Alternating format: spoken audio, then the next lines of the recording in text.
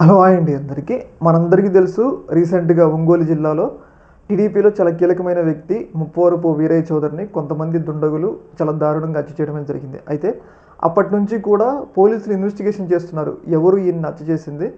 ఈయన్ని హత్య చేయడానికి అవసరం ఏముంది? హత్య చేయడానికి కారణాలు ఏంటి? ఇంత దారుణంగా హత్య చేయాల్సిన అవసరం ఏంటి?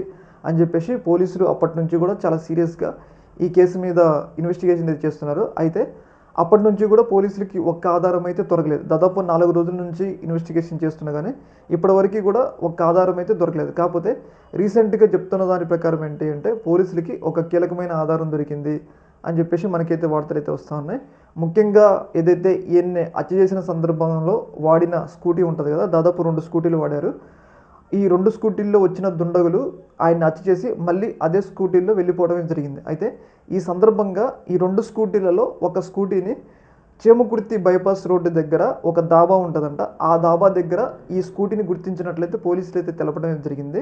అందులో భాగంగా ఆ స్కూటీని స్వాధీనం చేసుకొని దాని మీద ఉన్న క్లూసు, అలాగే రక్తపు మరకలు, అలాగే ఆ స్కూటీని ఎవరు వాడారు, అలాగే ఆ స్కూటీ నెంబర్ ఏంటి, వాటన్నిటిని కూడా తెలుసుకొని ఈ స్కూటీ ఎవరి పేరు మీద రిజిస్టర్ అయ్యి ఉంది అని చెప్పేసి వాళ్ళ దగ్గరికి విచారణ వెళ్తుంది అని చెప్పేసి మనం అనుకోవచ్చు.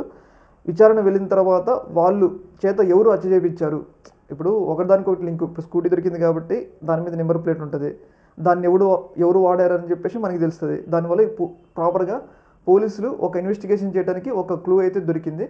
దాన్ని బట్టి ఈ కేసులో ఎవరు ఉన్నారు, ఎవరు ఇన్వాల్వ్ అయ్యి ఉన్నారు అనే అంశాలు అనేది మనకి రాబోయే రోజుల్లో పోలీసులు ప్రెస్ మీట్ పెట్టి వివరించడానికైతే